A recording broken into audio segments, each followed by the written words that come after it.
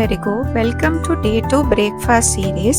ಇವತ್ತು protein packed ಆಗಿರುವಂಥ beetroot oats dosa ಜೊತೆ ಕೊರಿಯಂಡರ್ ಚಟ್ನಿ ಆಮೇಲೆ ಚೆನ್ನ ಸುಂಡಲ್ ರೆಸಿಪಿಯನ್ನು ಡೀಟೇಲ್ ಆಗಿ ಈ ವಿಡಿಯೋದಲ್ಲಿ ತೋರಿಸ್ತೀನಿ.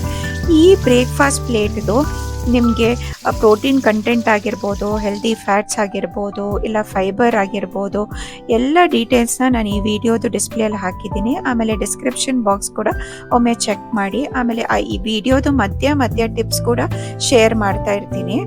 ಈಗ ಬೀಟ್ರೂಟ್ ಓಟ್ಸ್ ದೋಸಾಗೆ 3/4 ಕಪ್ಪಿನಷ್ಟು ರೋಲ್ಡ್ ಓಟ್ಸನ್ನು ತಗೊಂಡಿದ್ದೀನಿ. ನೀವು ಸ್ಟೀಲ್ ಕಟ್ ಓಟ್ಸ್ ಇಲ್ಲಾಂದರೆ ರೋಲ್ಡ್ ಓಟ್ಸ್ನ ಯೂಸ್ ಮಾಡ್ಬೋದು. ಇನ್ಸ್ಟೆಂಟ್ ಓಟ್ಸ್ ಯೂಸ್ ಮಾಡ್ಲಿಕ್ಕೆ ಹೋಗಬೇಡಿ, ಯಾಕಂದರೆ ಹೆಲ್ತ್ ವೈಸ್ಗೆ ಇನ್ಸ್ಟೆಂಟ್ ಓಟ್ಸ್ ಒಳ್ಳೇದಲ್ಲ, ತುಂಬಾ ಪ್ರಾಸೆಸ್ ಮಾಡಿರ್ತಾರೆ. ಸೊ ಈಗ 3/4 ಕಪ್ಪು ಓಟ್ಸ್ ಜೊತೆ ನಾನು 3/4 ಕಪ್ಪಿನಷ್ಟು ಮಸೂರ್ ದಾಲನ್ನು ಸೋಕ್ ಮಾಡಿಟ್ಟಿದ್ದೆ ಒಂದು 5ರಿಂದ 10 ನಿಮಿಷ. ಅದರ ಜೊತೆ ಒಂದು ಇಡೀ ಚಿಕ್ಕ ಬೀಟ್ರೂಟ್ ಅನ್ನ ಕಟ್ ಮಾಡಿ ಹಾಕಿದ್ದೀನಿ. ಆಮೇಲೆ 2 ಹಸಿಮೆಣಸಿನಕಾಯಿ, 1 ಇಂಚಿನಷ್ಟು ಶುಂಠಿ, ಆಮೇಲೆ ಅರ್ಧ ಟೀ ಸ್ಪೂನ್ ಅಷ್ಟು ಜೀರಿಗೆನ ಹಾಕಿ ರುಚಿಗೆ ತಕ್ಕಷ್ಟು ಉಪ್ಪನ್ನ ಹಾಕೊಂಡು ಸ್ವಲ್ಪ ನೀರು ಹಾಕೊಳ್ಳಿ. ಒಂದು ಅರ್ಧ ಗ್ಲಾಸ್ ಏನಷ್ಟು ನೀರು ಹಾಕೊಂಡ್ರೆ ಸಾಕು. ಹದ ನೋಡ್ಕೊಂಡು ಬೇಕಿದ್ರೆ ಪುನಃ ನೀರು ಹಾಕೋಬಹುದು. ನಾನೀಗ ಗ್ರೈಂಡ್ ಮಾಡಿಬಿಟ್ಟು ಮಿಕ್ಸಿ ಜಾರ್ದು ನೀರು ಹಾಕಿ ಅದನ್ನ ಹದ ಮಾಡ್ಕೋತಾ ಇದ್ದೀನಿ. ಯಾವ ತರ ಕನ್ಸಿಸ್ಟೆನ್ಸಿ ಇರಬೇಕು ಅಂತ ನಿಮಗೆ ತೋರಿಸ್ತೀನಿ ನೋಡಿ.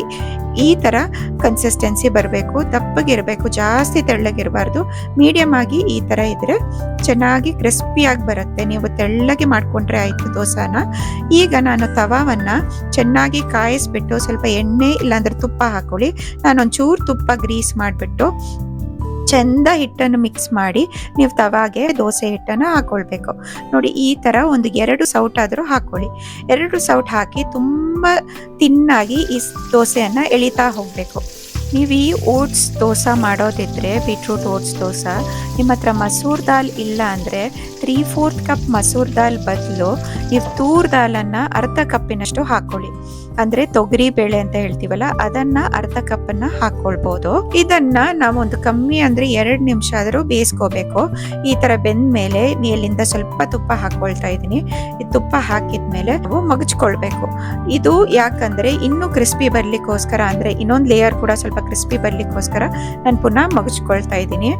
ನಿಮ್ಗೆ ಜಾಸ್ತಿ ಕ್ರಿಸ್ಪಿನೆಸ್ ಬೇಡ ಅಂದ್ರೆ ಇಮಿಡಿಯೇಟ್ ಆಗಿ ತೆಗಿಬಹುದು, ಉಲ್ಟಾ ಮಾಡಬೇಕಾಗಿ ಅವಶ್ಯಕತೆ ಇಲ್ಲ. ಸೊ ಈ ದೋಸಾ ಜೊತೆ ನೀವು ಕೊರಿಯಂಡರ್ ಚಟ್ನಿ ಕಾಂಬಿನೇಷನ್ ತುಂಬಾ ಚೆನ್ನಾಗಿರುತ್ತೆ. ಒಮ್ಮೆ ಇದನ್ನ ಟ್ರೈ ಮಾಡಿ ನೋಡಿ. ಈ ಕೊರಿಯಂಡರ್ ಚಟ್ನಿ ತುಂಬಾ ಈಸಿಯಾಗಿ ಮಾಡ್ಕೋಬಹುದು. ಅರ್ಧ ಕಪ್ಪಿನಷ್ಟು ತೆಂಗಿನ ತುರಿಯನ್ನ ನಾನು ಗ್ರೇಟ್ ಮಾಡಿ ಇಟ್ಕೊಂಡಿದ್ದೆ, ಅದನ್ನ ಮಿಕ್ಸಿ ಜಾರಲ್ಲಿ ಹಾಕೊಳ್ತಾ ಇದ್ದೀನಿ. ಆಮೇಲೆ ಸ್ವಲ್ಪ ಕೊತ್ತಂಬರಿ ಸೊಪ್ಪು ಹಾಕಿದ್ದೀನಿ. ಆಮೇಲೆ 2 ಹಸಿಮೆಣಸಿನಕಾಯಿ ಜೊತೆ ಸ್ವಲ್ಪ ಉಪ್ಪು, ಹುಳಿ, ಆಮೇಲೆ ನೀರನ್ನ ಹಾಕೊಳ್ಬೇಕು. ಇಷ್ಟು ಹಾಕಿ ಚೆನ್ನಾಗಿ ಗ್ರೈಂಡ್ ಮಾಡ್ಕೋಬೇಕು. ತರಿಯಾಗಿ ಮೀಡಿಯಂ ರವಾದಷ್ಟು ಗ್ರೈಂಡ್ ಮಾಡ್ಕೊಂಡ್ರೆ ಆಯ್ತು. ಇದನ್ನ ನಾನೊಂದು ಬೌಲಿಗೆ ಹಾಕಿ ಒಗ್ಗರಣೆಯನ್ನ ಹಾಕೊಳ್ಬೋದು, ಇಲ್ಲ ಬೇಡ ಅಂದ್ರೆ ಸ್ಕಿಪ್ ಮಾಡ್ಕೋಬಹುದು. ನಾನೊಂಚೂರು 1 ಟೀ ಸ್ಪೂನ್ ಅಷ್ಟು ಎಣ್ಣೆ ಮತ್ತೆ ಸಾಸಿವೆ ಕರಿಬೇವು ಹಾಕಿದ್ದ ಒಗ್ಗರಣೆಯನ್ನ ಇದಕ್ಕೆ ಹಾಕೊಂಡ್ರೆ ಸೂಪರ್ ಆಗಿರುವಂತ ಕೊರಿಯಂಡರ್ ಚಟ್ನಿ ರೆಡಿ ಆಗುತ್ತೆ. ನಿಮ್ ಬೀಟ್ರೂಟ್ ದೋಸಾಗೆ ಇದು ತುಂಬಾನೇ ಚೆನ್ನಾಗಿರುತ್ತೆ ಕಾಂಬಿನೇಷನ್. ಇಲ್ಲ ಅಂದ್ರೆ ನಿಮ್ಗೆ ಇದು ಬೇಡ ಅಂದ್ರೆ ರೆಡ್ ಚಟ್ನಿ ಇಲ್ಲ ಟೊಮೆಟೊ ಚಟ್ನಿ ಕೂಡ ಟ್ರೈ ಮಾಡ್ಬೋದು. ಈಗ ನಾವು ಸುಂಡಲ್ ರೆಸಿಪಿ ಮಾಡಲಿಕ್ಕೆ ನಾನಿಲ್ಲಿ ಬಿಳಿ ಕಡಲೆಯನ್ನ ನೆನೆಸ್ಕೋತೀನಿ.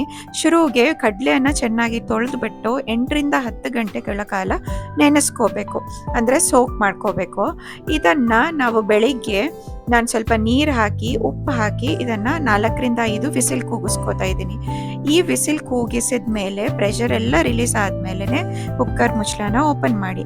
ನೋಡಿ ಈ ತರ ಸಾಫ್ಟ್ ಆಗಿ ಪ್ರೆಸ್ ಮಾಡುವಾಗ ಸಾಫ್ಟ್ ಆಗಿ ಪ್ರೆಸ್ ಆಗಬೇಕು. ಒಂದು ವೇಳೆ ಪ್ರೆಸ್ ಆಗಿಲ್ಲ ಅಂದ್ರೆ ಪುನಃ ಕುಕ್ಕರ್ ಅಲ್ಲಿ 1 ಇಲ್ಲ 2 ವಿಸಿಲ್ ಎಕ್ಸ್ಟ್ರಾ ತಗೊಳ್ಳಿ.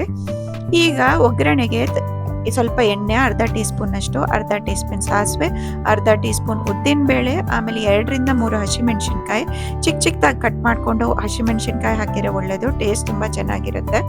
ಆದರೆ ನಾನು ಮಕ್ಕಳು ತಿನ್ನೋದ್ರಿಂದ 1 ಹಸಿಮೆಣಸಿನಕಾಯಿನ ಅರ್ಧ ಸೀಳ್ ಮಾಡಿಬಿಟ್ಟು ಹಾಕಿದ್ದೀನಿ.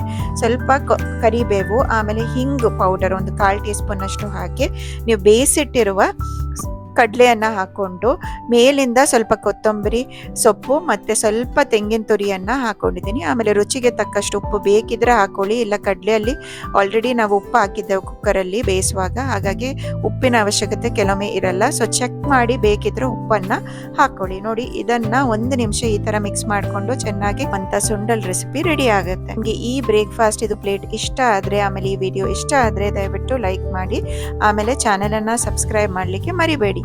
Thank you.